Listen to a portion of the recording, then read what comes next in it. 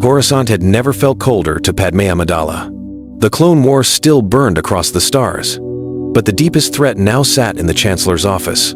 She came to beg for peace talks. Instead, she saw fear in Anakin Skywalker's eyes and hunger in Palpatine's smile. The change began with a small mistake. Palpatine spoke of Darth Plagueis once more. Yet this time he watched Anakin too closely, like a hunter setting bait. Padmé saw it at once. She also heard how he twisted every word about the Jedi, turning duty into doubt. When Anakin left, troubled and shaken, Padmé stayed behind. She asked the Chancellor why he knew so much about Sith legends. For one heartbeat, his mask slipped, his eyes sharpened, his voice dropped. Because power has many teachers, Senator. That answer haunted her. Padmé went first to Bail Organa, then to Obi-Wan Kenobi. Together they followed a trail of hidden meetings, emergency powers, and records buried deep in the Senate archives. Each clue pointed to one truth that no one wanted to name. Supreme Chancellor Palpatine was not protecting the Republic. He was preparing to kill it. Obi-Wan urged caution. Bail wanted proof strong enough to move the Senate, but Padmé understood the real danger. If Palpatine reached Anakin first, the Jedi would lose more than a knight. They would lose the chosen one. So Padmé made the choice no one expected. She went to Anakin before the Council could act, alone. No guards, no Jedi. She found him in their apartment, staring out at Coruscant's endless lights. Then, she told him everything. And as Anakin turned toward her, torn between love and fear, a red glow rose in the Chancellor's tower, and the trap finally began. Across the city, the Jedi walked straight into darkness, blindly.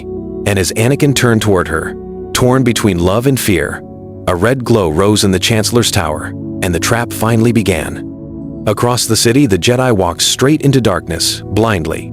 The apartment fell silent after Padmé finished. Anakin did not speak at first. He only stared at her, shaken by the truth she had placed between them. Palpatine had promised answers. Padmé offered a warning. And for the first time, Anakin felt both paths closing around him. Obi-Wan arrived within minutes, guided by Padmé's urgent message. He expected fear. Instead, he found certainty. Padmé laid out every clue, every hidden record, every moment where Palpatine had pushed Anakin away from the Jedi and toward anger. Obi-Wan listened in grim silence. When she finished, he said the words neither of them wanted to hear. Then the Chancellor is the Sith Lord we have been hunting. The message went to Mace Windu at once. No debate, no delay. With Kit Fisto, Agent Kohler, and Saesee Tiin at his side, Windu moved through the Senate district under cover of night.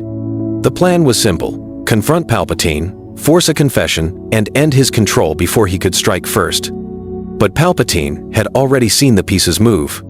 Inside his office, the Darkside trembled like a storm behind glass. Clone commanders received coded signals. Red guards took hidden positions. Across Coruscant, loyal senators were cut off from one another. The trap was no longer waiting. It was alive. Anakin wanted to go with Obi-Wan, but Padmé stopped him. If Palpatine wanted him present, there was a reason. She begged him to stay just long enough to choose for himself. He agreed, barely. Then Mace Windu's team entered the Chancellor's office. The doors sealed behind them. And from the far side of Coruscant, Anakin felt a scream in the Force that did not sound like the Jedi dying. It sounded like the Republic breaking apart. Somewhere above the city, blue sabers flashed, and fate chose violence. The doors sealed behind Mace Windu and his Jedi. Across Coruscant, Anakin felt the Force twist in pain. And somewhere above the city, blue sabers flashed, and fate chose violence. Anakin froze as the shockwave rolled through the Force.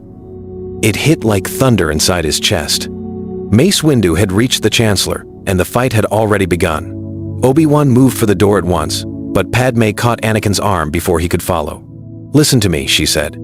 "This is what Palpatine wanted. He wants you to arrive afraid."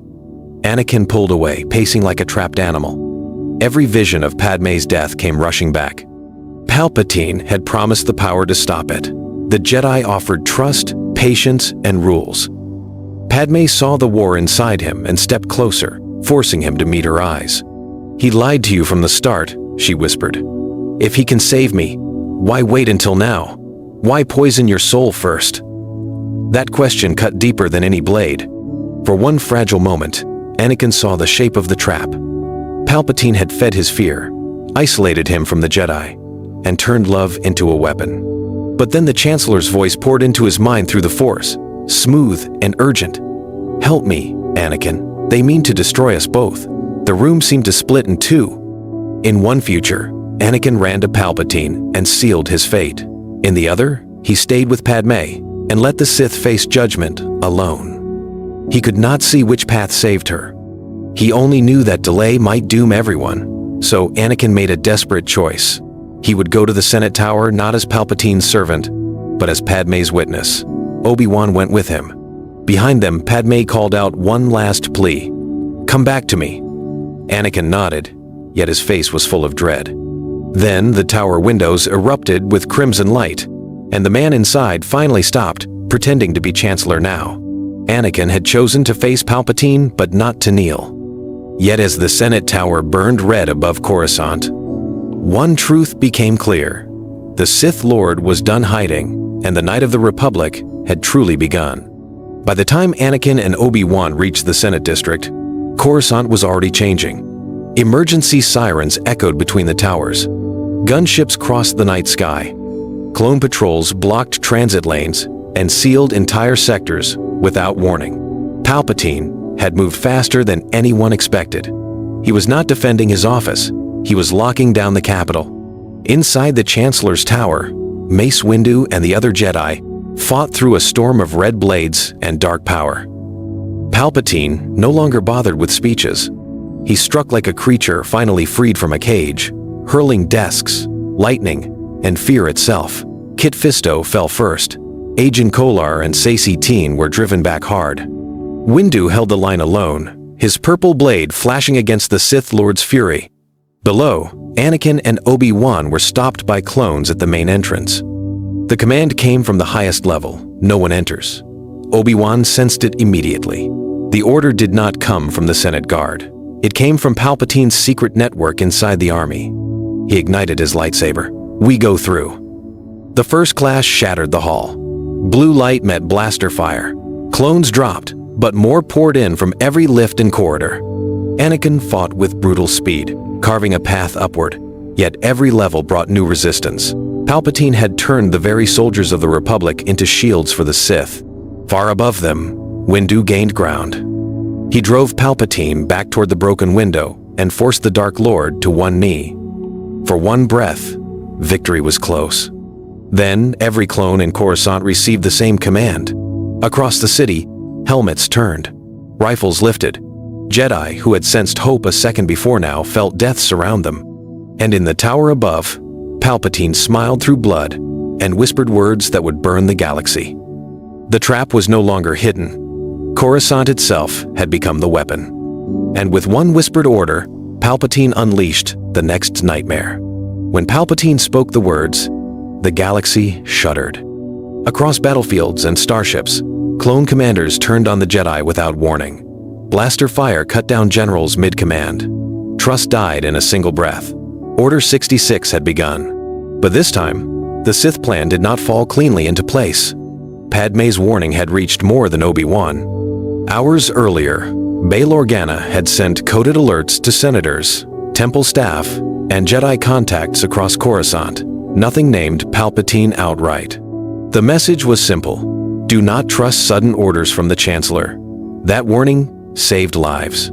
At the Jedi Temple, masters who would have died in the first volley felt danger a heartbeat sooner.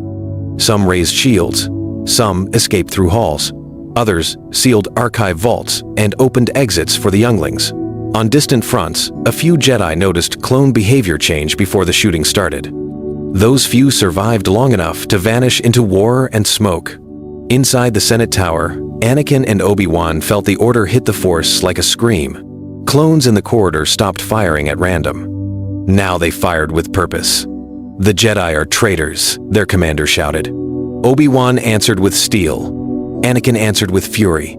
Above them, Windu realized the truth at once. Palpatine had not launched a plan. This was the plan. The slaughter of the Jedi, the fall of the Republic, the birth of an empire, all in one night. Yet for the first time, Sidious felt resistance spread instead of collapse. Temple alarms blared before his agents were ready. Senators began fleeing the district. Bail disappeared. So did Padmé. Palpatine's smile faded. Because if Padmé was still free, then the one witness who could destroy his story was moving through Coruscant, and somewhere in the city, she was already on her way to the Senate broadcast chamber. Palpatine had unleashed Order 66, but Padmé was still free, and the truth was still alive. Now the fate of the Republic raced toward one final broadcast. Anakin and Obi-Wan cut their way into the Chancellor's office as the battle reached its end. The room was in ruins. Glass burned at the edges. Bodies lay still beneath twisted metal. Only Mace Windu remained standing, blade locked against Palpatine's fury. For 1 second, history tried to repeat itself. Palpatine fell back, his voice turning weak. He called to Anakin, not as a ruler, but as a master reaching for his weapon. "They will kill me, and Padmé will die with me." Anakin stopped cold. The words struck the wound in him. Windu saw the danger and raised his blade to finish it. But Obi-Wan stepped between them first. This was the moment Mustafar was built from in every future. Not lava, not fire. Choice. Obi-Wan did not ignite anger. He told Anakin about the lies, the visions, the war, and the way Palpatine had shaped every fear into chains. "If you help him now," Obi-Wan said, "you are not saving Padmé. You are giving her to the man who hunted your soul." Anakin's hand shook over his lightsaber. Palpatine's eyes narrowed. The Sith Lord struck without warning. Lightning exploded across the chamber, throwing Windu into the shattered wall and hurling Obi-Wan to one knee. Anakin caught the blast on his blade, screaming as blue and white fire climbed around him. For one heartbeat, he held. Then Padmé's voice echoed through the room from a Senate emergency channel. Her broadcast had begun. She named Palpatine. She named the Sith. She named the murder of the Jedi. The spell broke. Anakin turned his blade away from Windu and toward the Dark Lord. Palpatine hissed and vanished into shadow, escaping through a hidden passage as clone troops stormed the upper levels. Obi-Wan rose beside Anakin, and together they heard Padmé scream. The spell was broken, but the battle was not over. Padmé had told the galaxy the truth, and Palpatine would never forgive that. As her scream echoed through the tower, Anakin ran toward the woman he loved, knowing he might already be too late. As alarms screamed across the Senate tower, Anakin and Obi-Wan raced toward the broadcast chamber. Smoke poured through the upper halls. Clone troopers fired at shadows. Senators fled in panic. The Republic was not falling in silence. It was tearing itself apart in full view of the galaxy. They found Padmé near the shattered console, surrounded by 2 fallen guards and a wall of sparks. She was alive, but barely standing. A blaster shot had torn through her sleeve, and the force of the attack had thrown her against the platform rail. Still, she refused to stop. The emergency channel remained open, carrying her words across countless systems. She was naming arrests, secret powers, and the slaughter inside the Jedi Temple. She was giving the Republic one last chance to see the truth. Anakin reached her first. His hands shook as he held her. For a moment, all the rage in him vanished. Padmé touched his face and saw the fear still living there. Not darkness, not yet. Fear. "You can still choose," she whispered. "Not for me, for yourself." Those words hit harder than any duel. Anakin had spent so long trying to stop loss that he had never asked what he was becoming. Now Coruscant burned around him, and the answer stood in plain sight. Palpatine had promised power, but left only ruin. Obi-Wan urged them to leave at once. Bail Organa had secured a hidden route off-world. Surviving Jedi were scattering. The Senate was splitting. Civil war was coming. But before they could move, every screen in the chamber changed. Palpatine appeared, scarred and furious, speaking to the galaxy as a wounded savior. He blamed the Jedi for treason. He ordered the clone army to hunt Skywalker, Amidala, and Kenobi as enemies of the new Empire at once. Padmé had saved Anakin from becoming Vader. But now, Palpatine had named them all enemies of the state. And as gunships closed in around the tower, the final battle for the future was about to begin. Gunships surrounded the Senate tower as if Coruscant itself had chosen a side. Searchlights swept across broken windows. Clone troopers flooded the landing platforms below. In every direction, sirens cried through the city's steel canyons. Palpatine had made his move. He had named himself Savior, named the Jedi traitors, and named Anakin Skywalker the final proof of their betrayal. If Anakin escaped now, the coming Emperor would still control the story. If Anakin stayed and fought, the fate of the Republic would be decided before the Empire could even take its first full breath. Bail Organa's hidden transport waited 3 levels down, but getting there meant crossing open bridges already under fire. Obi-Wan wanted Padmé off-world at once. He argued that the truth she had broadcast was now more valuable than any single victory. If she lived, senators could rally. If she died, fear would win. Padmé understood. Still, she looked at Anakin and saw what Obi-Wan also knew. Palpatine would never stop hunting him. There would be no safe escape while the Sith Lord still stood. Then the tower lights cut out. A low, cold laugh echoed through the chamber. Palpatine did not enter through the doors. He stepped from the shadow behind the broken broadcast screen, cloak drifting, eyes burning like coals. He had used the hidden passages of the tower to move ahead of them. Around him came the Red Guards. Behind the windows, gunships held position, waiting for his command. "You could have ruled beside me," Palpatine said to Anakin. "Now you will die protecting those who lied to you." Anakin stood between Padmé and the Sith, blue blade rising. This time, there was no kneeling, no desperate bargain, no promise of dark miracles. There was only truth, and the cost of seeing it too late. "I was never yours," he said. Palpatine answered with lightning. The chamber exploded with white fire. Anakin caught the first blast, boots grinding across the floor. Obi-Wan moved left, driving for the flank. Padmé dropped behind the ruined console and pulled one of the fallen guards to cover.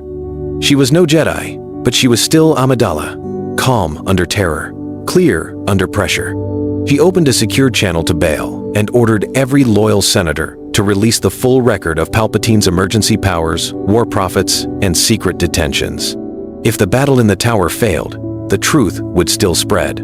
Mace Windu, wounded but alive, rose from the far side of the chamber and rejoined the fight. 4 lives had been aimed at Palpatine on the night he expected to own them all. For the first time in years, the Sith Lord had to retreat. He did not retreat far. Palpatine smashed the floor with the Force, splitting the chamber into burning levels of metal and sparks. Windu fell to one knee. Obi-Wan nearly slid into open air before Anakin caught his arm. Then the Dark Lord drove forward with his red blade, faster and crueler than before, using every gap, every fear, every angle of pain. He was no longer fighting to seduce Anakin. He was fighting to erase the future that Padmé had saved. The duel spilled onto the open platform above the Senate district. Rain began to fall, hissing against broken wires and shattered glass. Gunships circled like vultures. Clones waited for a clean shot, but none came. Palpatine moved too close to Anakin, too fast for blasters, too wild for formation fire. He wanted this victory to be personal. Obi-Wan and Windu pressed him together, one patient and exact, the other fierce and relentless. Yet Palpatine kept turning the battle toward Anakin. Every strike carried the same message. You need me. You will lose her. You cannot save anyone without power. The words were not spoken aloud. They scraped through the Force, trying to reopen the wound inside him. For one dangerous moment, Anakin faltered. He saw Padmé collapse in childbirth. He saw himself too weak to stop it. He saw the old future reaching for him again. Then Padmé stepped onto the rain-soaked platform. Obi-Wan shouted for her to get back, but she kept walking. No weapon in hand, no shield, just resolve. She looked at Anakin, not Palpatine. "This is how he wins," she said. "He makes your fear sound like love." The words cut through everything. Anakin remembered the lies, the secret meetings, the poisoned visions, the way Palpatine had fed his anger, then called it destiny. He understood at last that the Darkside never offered protection. It only demanded surrender, then renamed it strength. Palpatine lunged at Padmé. Anakin blocked, drove forward, and with Obi-Wan beside him forced the Sith Lord to the edge. Lightning burst. Sabers crashed. Then, Coruscant went silent as Anakin raised his blade for the choice. In that single second, The Empire was not yet born. It lived or died in Anakin Skywalker's hand. And for the first time, the Darkside was the one that looked afraid.